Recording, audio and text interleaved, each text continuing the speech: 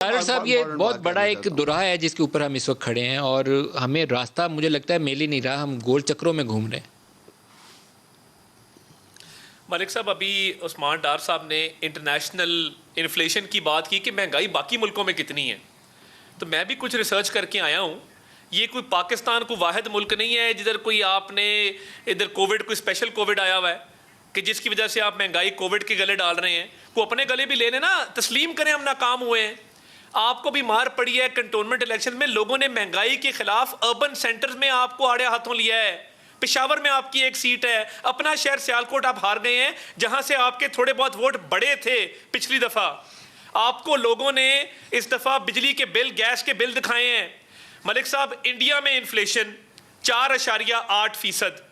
मलिक साहब, श्रीलंका में इन्फ्लेशन 4.4%। मलिक साहब, मलेशिया में इन्फ्लेशन 2%। मलिक साहब, इंडोनेशिया में इन्फ्लेशन 2.2%। ये कौन सी दुनिया की बात कर रहे हैं? कोकाफ की बात कर रहे हैं? कोई परियों का देश है? कोई मैजिकल जो है वो फेरी टेल का लैंड है? मुझे बता दें कि कहां पे कोविड की वजह से महंगाई हुई है। मैंने आपको इसी एशिया कॉन्टिनेंट के ये ममालिक गिना दिए हैं। आप ये नहीं कह सकते महंगाई नहीं हुई। नहीं, मैं आपको दुरुस्त करना चाहूंगा, महंगाई मुझे बताए ना, हुई है। तो ये हमारी डबल फिगर्स में क्यों है? प्राइसेस हैं वो $75 की रिकॉर्ड सतह पे चली गई हैं, वो गई हैं ऊपर।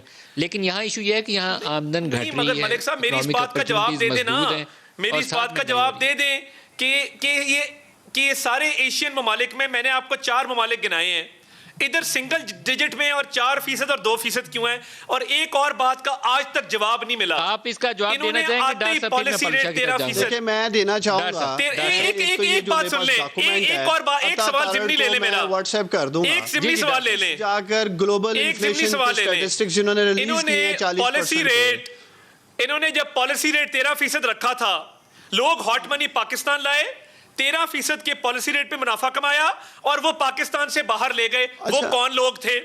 और पॉलिसी रेट 13% क्यों था? बताएं कौम को। ठीक है, डार साहब से इनको सू कर दें जाके, ये ग्लोबल इन्फ्लेशन स्टैटिस्टिक्स। और मैं आपका शुक्रगुजार हूं कि आपने सपोर्ट किया मेरे बयानिए को कि इन्फ्लेशन है दुनिया भर में। लेकिन एक बात मैं हमेशा अपने भाई अता तारड़ को कहता हूं कि यार टॉक शोज में बढ़ के ना लगाया करो, घर से पढ़ के आया करो, तैयारी करके आया करो। अभी इन्होंने बड़क लगा दी जी, सियालकोट में मेरे वोट बड़े थे और कंटोनमेंट में मलिक साहब कह रहे हैं जी मेरे वोट कम हो गए। भाई के इन्फॉर्मेशन में इजाफा कर रहा हूँ और ख्वाजा आसिफ से रिकन्फर्म कर लेना, एक सीट जरूर कंटोनमेंट में नून लीग ज्यादा जीती है मलिक साहब, लेकिन हमारे 800 वोट ज्यादा है पीएमएलएन से।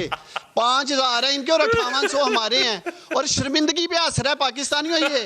अब जो मैंने जवाब दिया है ना, उस शर्मिंदगी में हंस रहा है ये तारड़।